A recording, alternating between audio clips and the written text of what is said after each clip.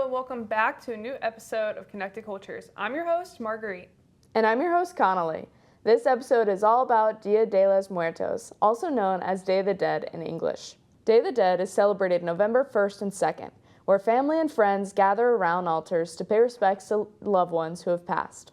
November 1st celebrates Dia de los Angelitos, Day of the Little Angels. This day honors the children with special altars, toys, and treats. November 2nd celebrates the deceased adults. Families will go to cemeteries to decorate graves and create unique altars with food, drinks, and personal mementos. To get a better understanding of this holiday, we got the opportunity to sit down and interview the Latin Hispanic Alliance. Check it out. Hi, I'm Olivia. I'm here at the LHA event, and we're here at the Day of the Dead event, and this is... Hi, my name is Naomi Balcazar Velasquez, and I am president of the Latin Hispanic Alliance Club. Can you tell us a little about the Latin Hispanic Alliance and what it does on campus? So the Latin Hispanic Alliance on campus, we're a space provided for Latinos and Hispanics alike. It is a non-exclusive organization, and we're here to just kind of appreciate the culture together from different countries. As we know, Latin America and Central America is huge, and so we're just kind of here to commemorate that and bring representation to campus. Yeah, and we're here tonight at the Day of the Dead event. Can you tell us a little bit about the traditions of this holiday? Yeah, so Day of the Dead, or Dia de los Muertos, is a tradition that is celebrated, and not just in Mexico, but several Spanish-speaking countries in Latin America. And it's just essentially commemorate our loved ones, those who had passed, being from families, friends to pets. And essentially we make ofrendas, or what they would know, kind of like graveyards, if you will. But with that, we just kind of, when they do pass, and every time the year passes, we put things that represent them on their ofrendas, or their altars, excuse me, that's the word, and just kind of remembering that who they were, and just never forgetting their history and who they were to us, just representing that love that we have for them still, even after death. Are there any traditional foods that are made during the celebration?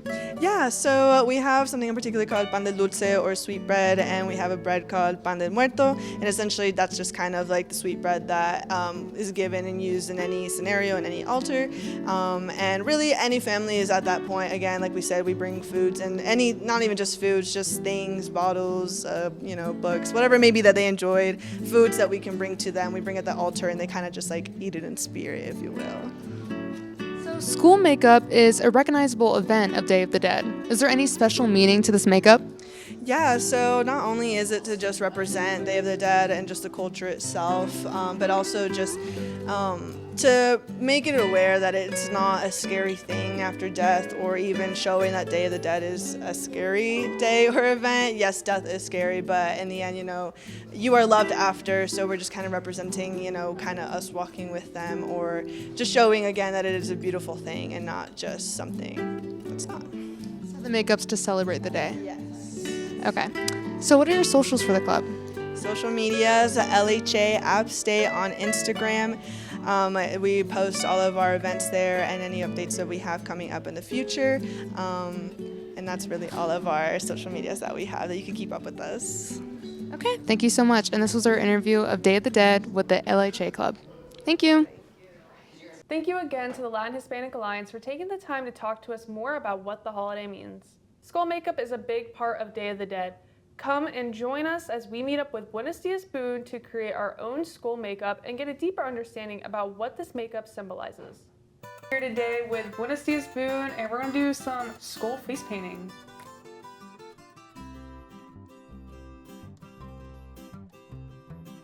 Are there any events that are celebrated during this holiday? Yeah, so it's almost a week-long event or celebration.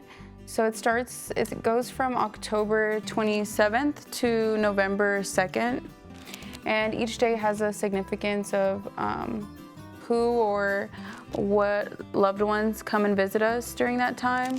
So on October 27th, it's the day of our animals, or our pets. So we put images and like their collars and their toys, their treats.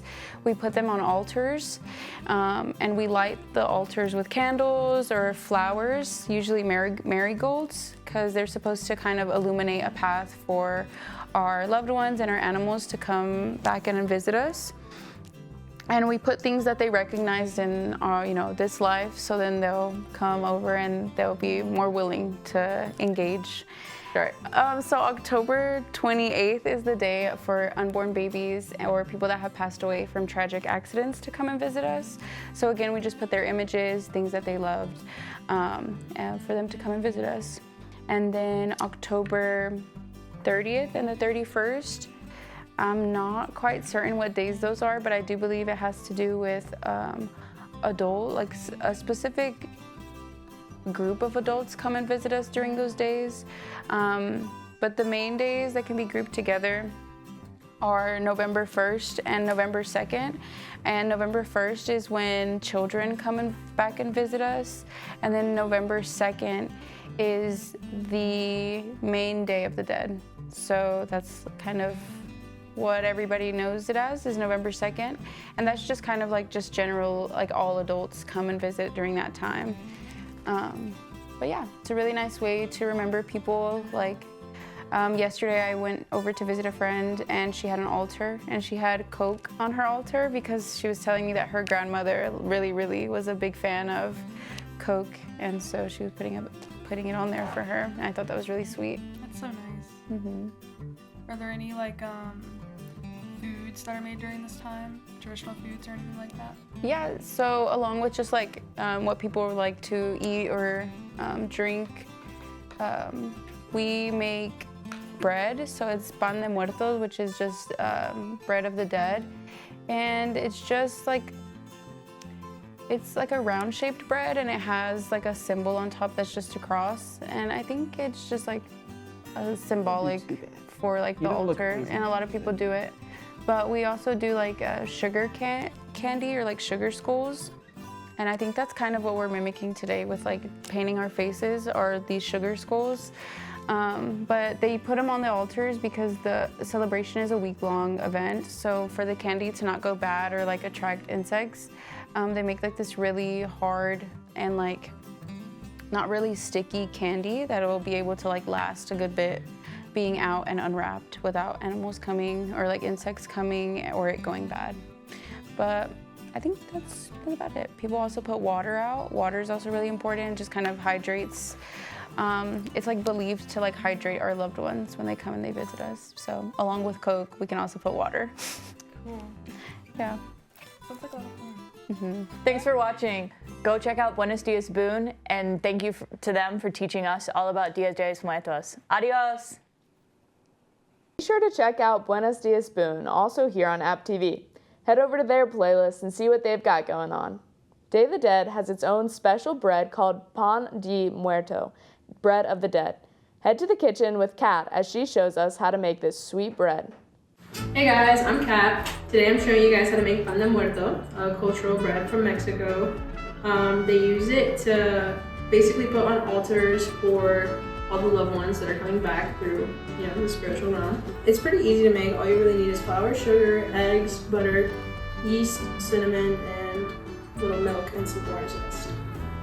In a small bowl, we're gonna take a 1/3 cup of warm milk. Obviously you have to warm it first.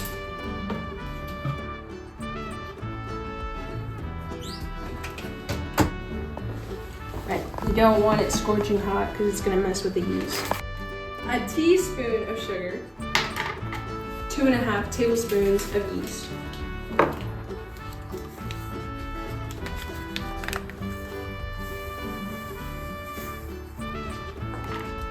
Just stir this in, make sure it's all incorporated, and we're going to set it to the side. For the dough, in a bigger bowl, we're going to take 4.5 cups of all-purpose sifted flour.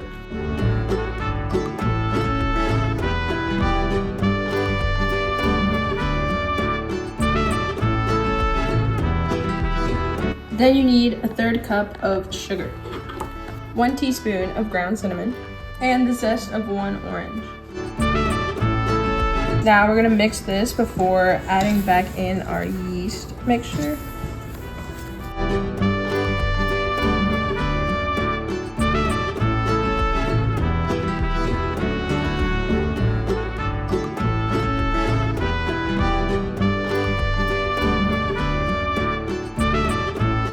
6 eggs one by one.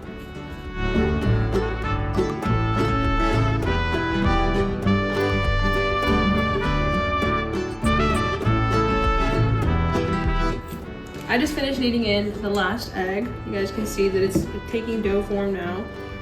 What you want to do next is go ahead and incorporate 2 sticks of softened butter, not melted. Little by little, what I'm going to do is end up cutting them into 3s and then just kneading them in bit by bit until they're both in.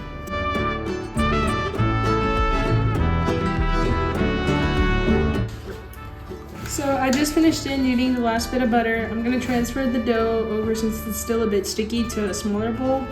Clean this one out and then cover it with a kitchen cloth to let it proof for 30 minutes.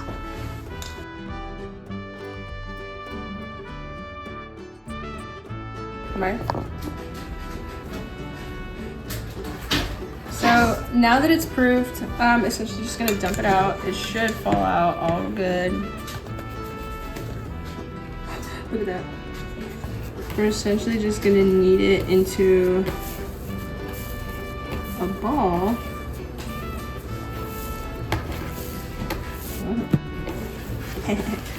So we can section it into portions.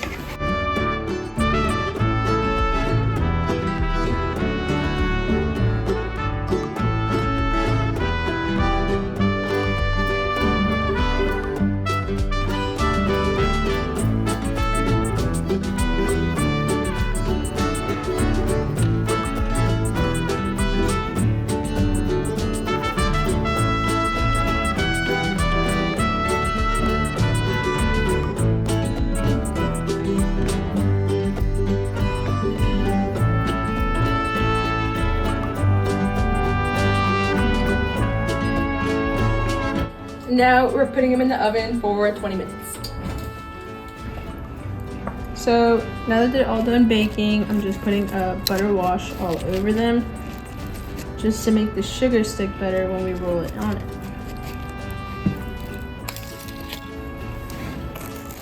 Dipping it and rolling it around in the sugar.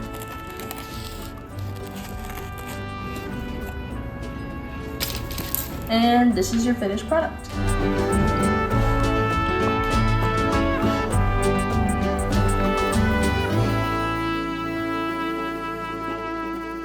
That bread looks absolutely delicious. That is all the time we have for you. We hope you learned something new about Dia de los Muertos. Thank you so much for watching. We will catch you next time on Connected Cultures. Bye.